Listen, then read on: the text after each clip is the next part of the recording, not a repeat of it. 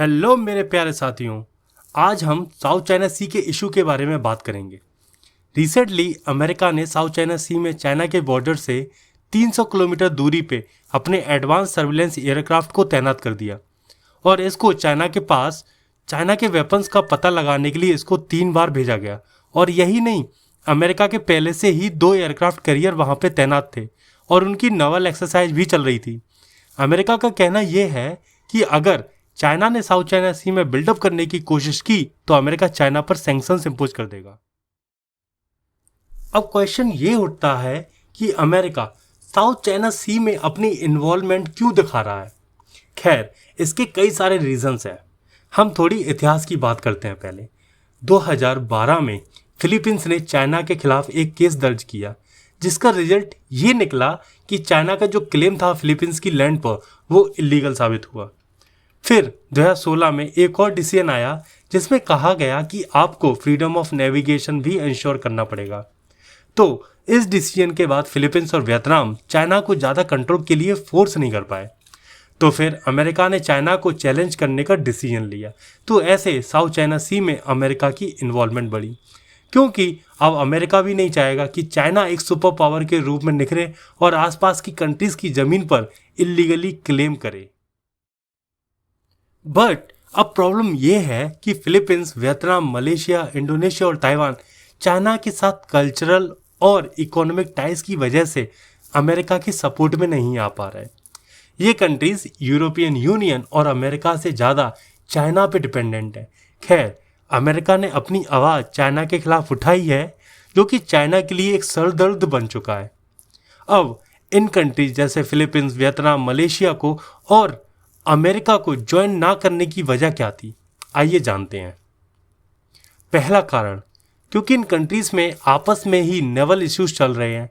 Expert का मानना है कि अगर चाइना से टैकल करना है तो अपने इन इश्यूज को जल्दी से सॉल्व करना होगा और यूनिफाई होना पड़ेगा। दूसरा कारण, इन कंट्रीज का मानना था कि अमेरिका यूज एंड थ्रो वाली पॉलिसीज अपनाता है। जैसे अभी चाइना से टैकल करने के लिए उसको इन कंट्रीज की ज़रूरत है, लेकिन जैसे ही ये इशू सॉल्व होगा या नहीं भी होता है तो अमेरिका अपने रास्ते निकल लेगा। लेकिन इन कंट्रीज को तो यही साउथ चाइना सी में चाइना के पास ही रहना है टैलेंट। सो इन कंट्रीज को चाइना के साथ भी बैलेंस मेंटेन करना पड़ेगा। लेकिन अमेरिका की चाइना के खिलाफ विरोध को लेकर अब साउथ एशियन कंट्रीज में कॉन्फिडेंस जागा है और फिलीपींस भी चाइनीज एक्शंस को लेकर काफ़ी अपसेट हो गया था। तो अगर वॉर लाइक सिचुएशन बनती है साउथ चाइना सी में तो ऑब्वियस है फिलीपींस अमेरिका की मदद करेगा और उसको अपने मिलिट्री और नवल बेस का एक्सेस देगा। जैसे जैसे साउथ चाइना सी एक सेंसिटिव जोन बनता जा रहा है, उतना ही फिलीपींस अमेरिका को सपोर्ट दिया जा रहा है। हाल ही में चाइना ने साउथ एशियन कंट्रीज़ को अमेरिका को सपोर्ट ना करने की वार्निंग भी दी।